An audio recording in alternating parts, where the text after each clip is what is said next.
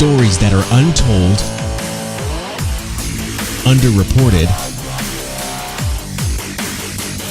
and all-out inspirational. Carey Pena Reports. Hi, everyone. Thank you so much for listening to Carey Pena Reports on iTunes, Spotify, Stitcher, and Google Play, and for watching us on Facebook and on YouTube. You can always see all of our shows at inspiredmedia360.com. On this show, we like to focus on people who inspire. And since today happens to be International Women's Day, I thought it would be fitting to invite one of the most inspirational women I know down to the studio, Sarah Krahenbuhl. Thank you so much for being here. Carey, thank you so much for having me. So let's dig into your fancy new title that you just got a big promotion. So you are a bigwig over at the Phoenix Suns. You're the Phoenix Suns Charities Executive Director and now... Yes, now also Vice President of Social Responsibility. So overseeing all of our community outreach efforts.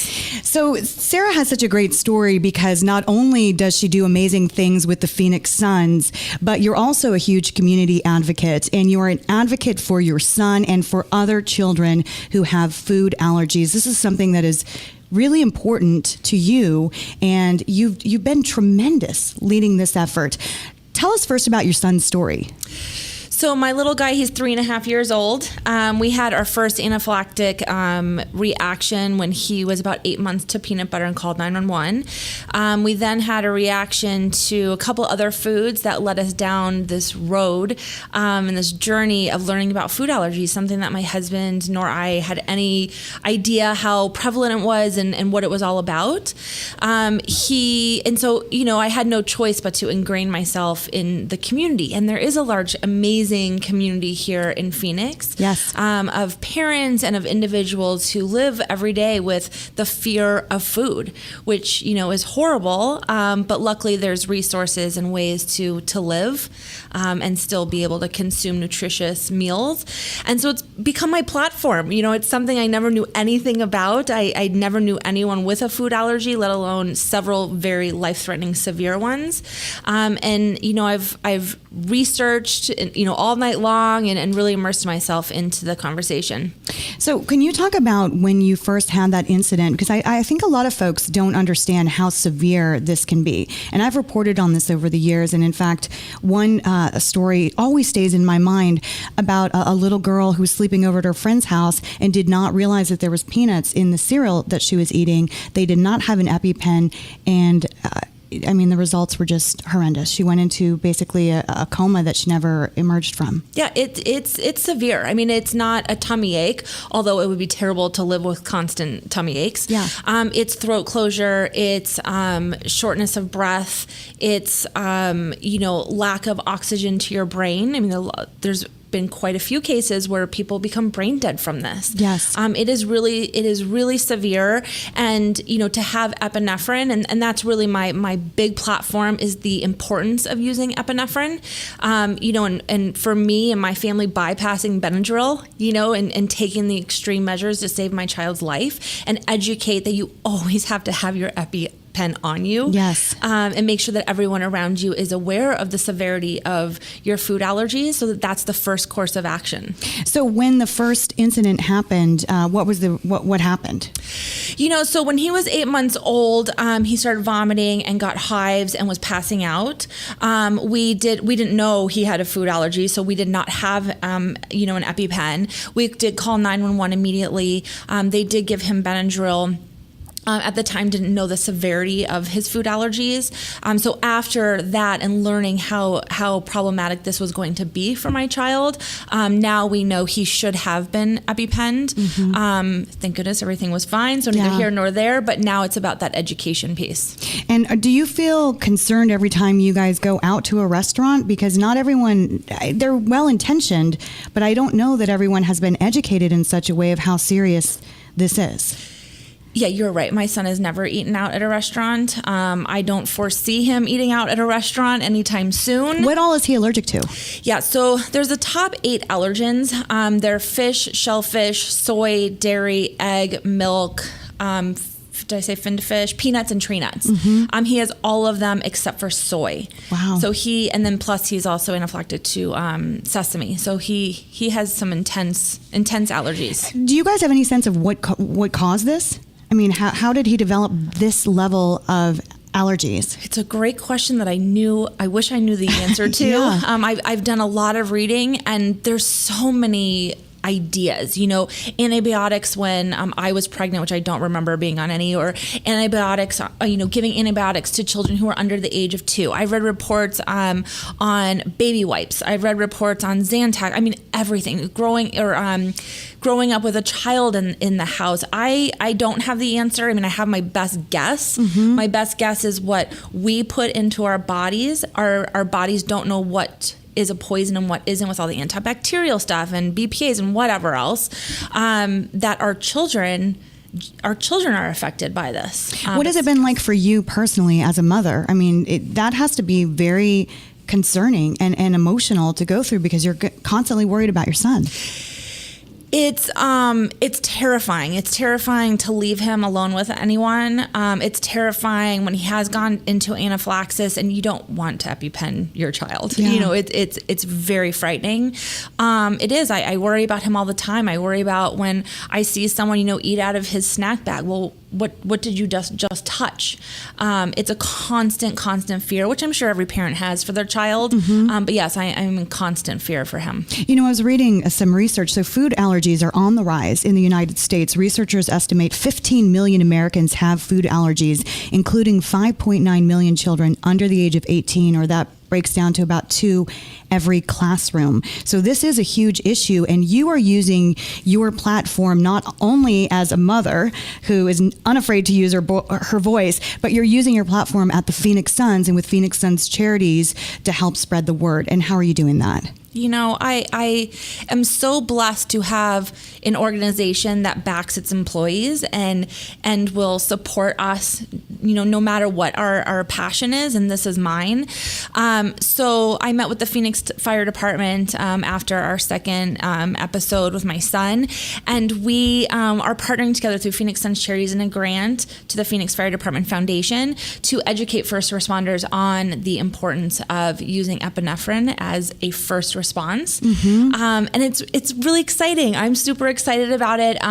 We're having a big family outing at a Suns game coming up in March at the end of the month. And FAIR, a national organization, Food Allergy Resource and Education, is coming out to do some education pieces. And it's just great awareness of epinephrine, but also, when your child is newly diagnosed, for me, I drove to Whole Foods and bawled my eyes out and walked around the store with, a manager and spent a couple $100s on food. Like, what do you do if you don't have those resources? Right. What do you do if you're living in a shelter?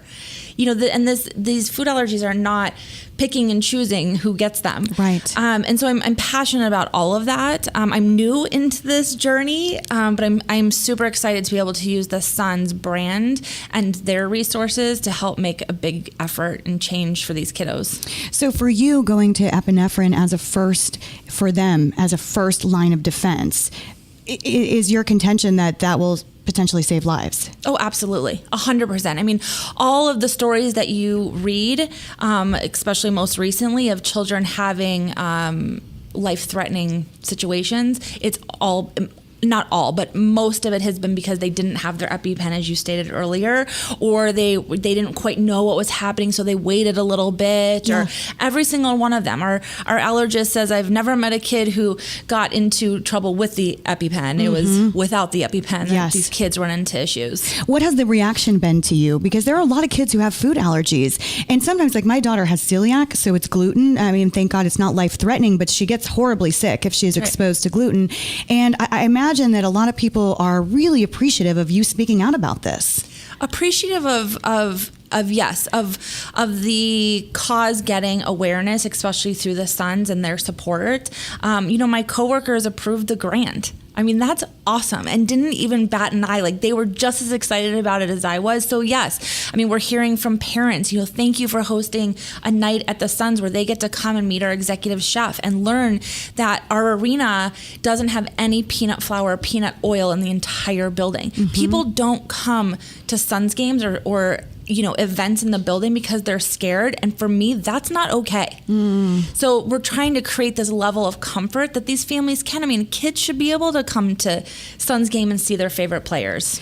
For you, in your role as the VP of Social Responsibility and running the Phoenix Suns Charities, what does social responsibility mean to you? I mean, it is exactly what it says. We have a responsibility to this community that has been so good to us. Since the 60s, this community has supported the Suns, and through that whole legacy, giving back to the community has been very important and top priority. And, I'm thrilled that I get to help, continue that into the future. Yeah. But it's about our players. It's about our ownership. It's about our staff. It's about our resources. It's everything. It's everything giving back to Arizona, the Arizona that we love. Today's International Women's Day. And I just thought it was fitting to have you on the podcast today because I wanted you to just touch on the fact that as a woman, how you are unafraid to share your voice. You are well known in the community. You're considered a leader. You went through Valley Leadership. For those who don't live in Arizona, that's a very high profile group that trains great leaders. So talk to me a little bit about your thinking as a woman who is not afraid to say what she thinks and to lead the charge. That's funny. I've never been, I definitely have an A personality. I've never been quiet. I'm kind of a squeaky wheel. I have a loud voice. But not all women allow themselves to use it. Yeah, that's really, really unfortunate. Age is a lot, maturity is a lot of it for me. I definitely didn't start here. Going into a room and sitting around and everyone's executives and they're all men except for me. There were definitely times early in my career where I was quiet. Mm-hmm. I think just with confidence and amazing people around me, men and women, encouraging me that I have a voice, that, sometimes I know what I'm talking about, and to share that and share my experience has been what's encouraged me to continue. And you have been so crucial and critical to Phoenix Suns Charities. So talk a little bit about how that works, because basically you guys distribute grants to different worthy causes. Yeah, so we grant out about $1.5 million every year that we raise in contributions from our fans and our partners and our employees. We do it through a grant process. We fund about 115 nonprofits, children and families in need, organizations that are supporting that mission throughout all of Arizona. We did recently change our entire grant process, and we're not quite through it yet, so we'll see how it goes. But two big things is we're getting away from that paper application, which every funder knows and does well. And we're going to a video platform. So nonprofits can basically submit a 90-second video to show what their organization does. Yeah, we want to see the real work. Yes. And then we're funding unrestricted funding, which to our knowledge, we're the only corporation locally doing that. Mm-hmm. So our intent there is we really want to invest in the mission of these nonprofits because we believe in them. Mm-hmm. We don't want them making up, programs which I've learned has happened, just to receive funding. That's not what this money is for. This money is to make real change and support our community. And so we've changed that, and we're really excited about it. And I know that you guys have been a presence in the Valley for so long, and it's more than just about basketball. I love some of the pictures that you shared with us of the little boy who was able to come to one of the games recently. Can you tell us about him? Yeah, Caleb. So Caleb came to us through the community. It was a social media post that came to me quite a few times, which is such the power of our small Phoenix community. And Caleb has a life-threatening illness that he lost his mother to recently. His dad left him when he found out that Caleb was diagnosed, and unfortunately Caleb's prognosis is not good, and it's a fast-acting disease.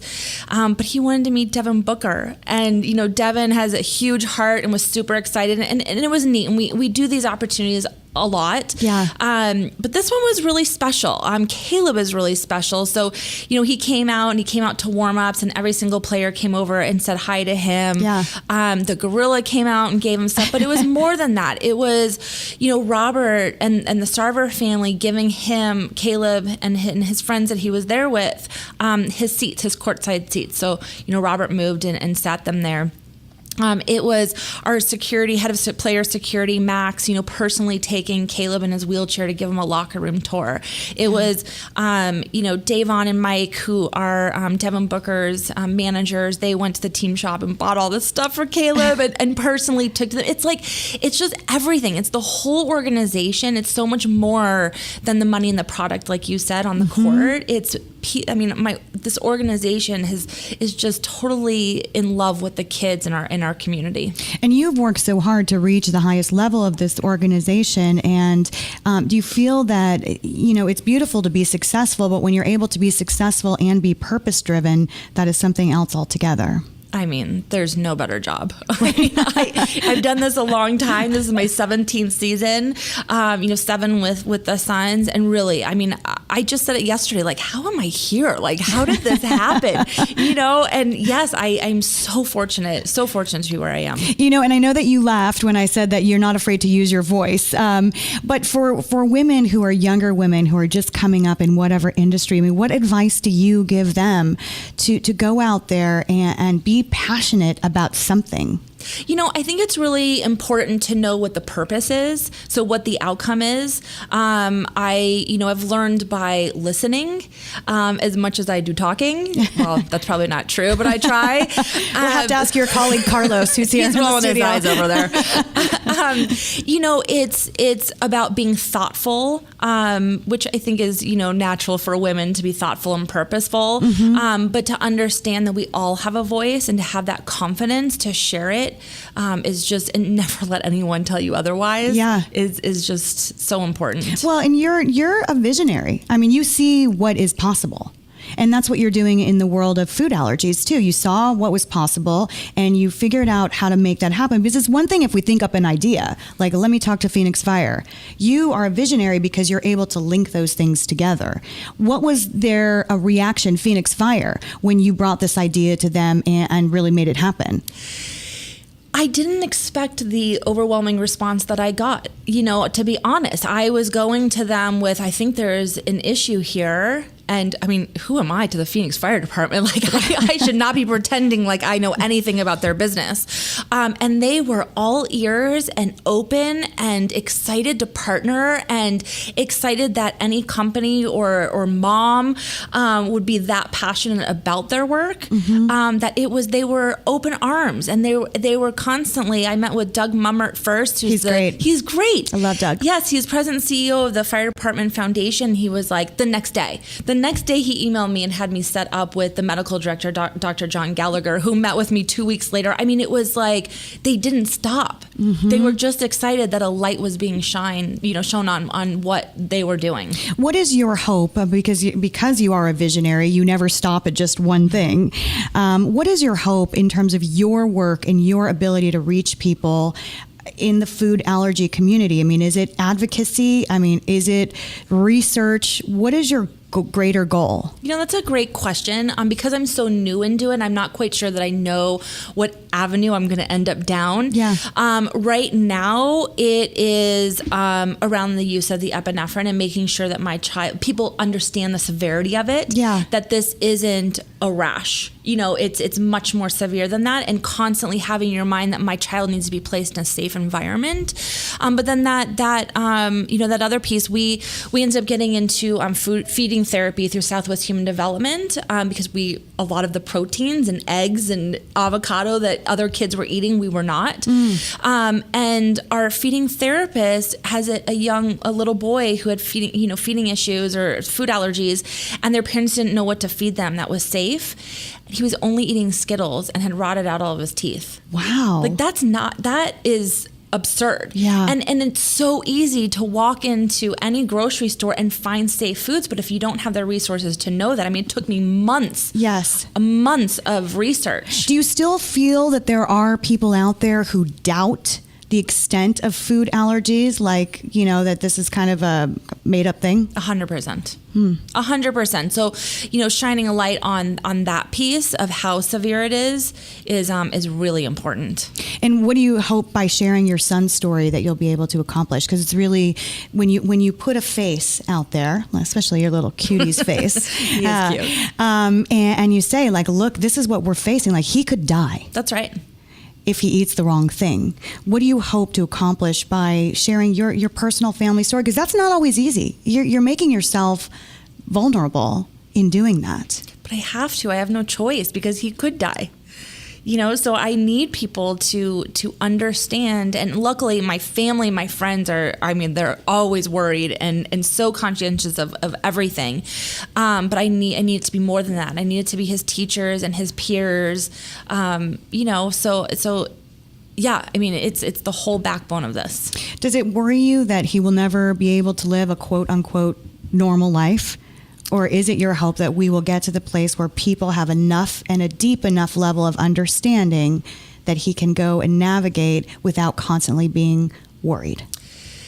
For me to think about him not living a quote unquote normal life is a little bit more daunting than the stage that I'm at. Right. Because he's only three and a half? He's 3.5. Yeah. But I have thought, like, what if he kisses a girl who ate a Snickers bar? Like, what does that look like? Right. And that's really terrifying. But I can't go there yet. Yes. One thing at a time. I think about bullying, which is a big problem with kids and food allergies. And I think where I'm at right now is making sure that he has a strong voice and that he is an advocate for himself and that we don't care what other people think of us, that we are our own individual person.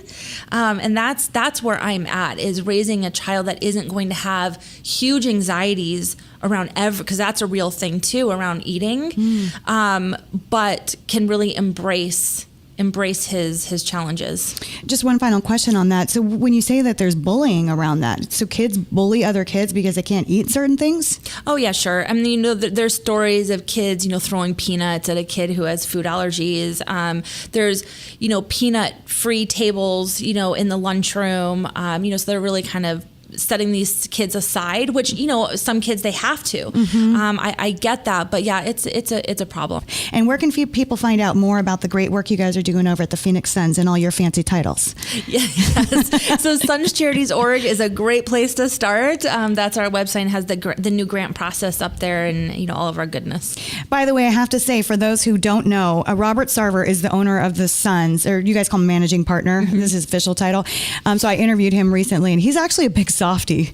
He's a super fun and cool guy. He is such a warm person. His whole family is warm. They are very philanthropic. They just don't want anyone to know. Which is the great part of him, but then nobody knows it. So, it's that frustration. You're like, share the love. Yes. Sarah, thank you so much for coming in today. Thank you. Really appreciate having you. And thanks for watching and listening to Carey Pena Reports. If you enjoy all of the inspirational interviews that we produce on this podcast, be sure to check us out, inspiredmedia360.com. Until next time, stay inspired.